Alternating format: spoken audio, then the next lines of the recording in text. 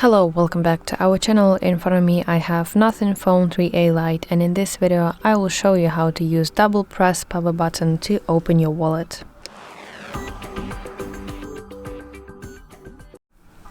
So opening your wallet quickly when you're at the register is a massive time saver. So here's how to change the power button shortcut on your Nothing Phone 3a Lite to launch wallet.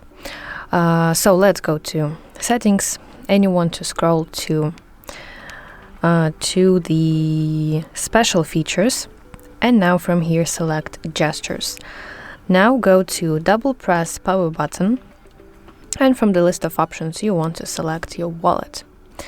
So that's it. Now whether your phone is locked, you can quickly press the power button twice to bring up your Google Wallet interface.